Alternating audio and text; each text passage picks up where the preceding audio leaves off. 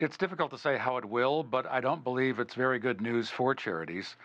The biggest reason it's not good news is that the standard deduction is doubling from $6,000 per person to $12,000. Now, what does that have to do with charity? Congress didn't have charity in mind when they did that. They just wanted to have fewer people itemizing or having to itemize and getting a larger tax deduction.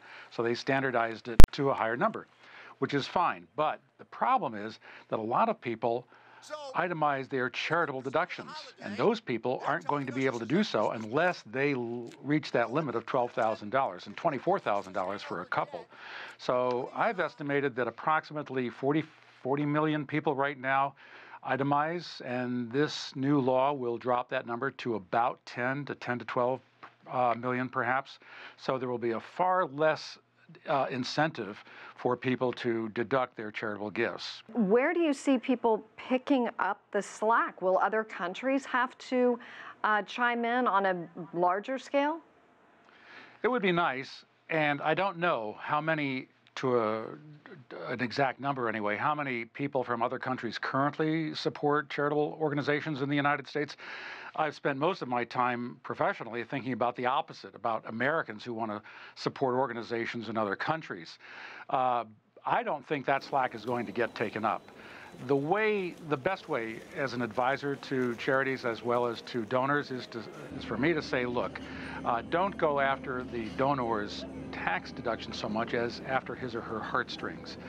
Make your mission as strong as possible to that person. So how will charities prepare for this?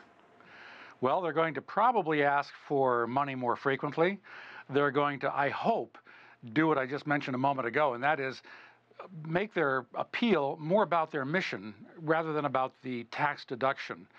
And I know that sounds obvious on one level, but charities and donors think about taxes all the time, and so they've got to start shifting and make their arguments stronger. Say, if I want to save the world, if I want to conquer homelessness, if I want to deal with the environment, if I want to help my educational organization, talk about the people who are affected by that change, by that gift.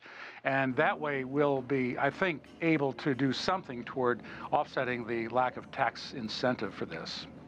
So what would you say to the fiscally conscious person out there, but who's got a big heart as well, as they're trying to maneuver and figure out how to accept this new tax policy and be generous at the same time?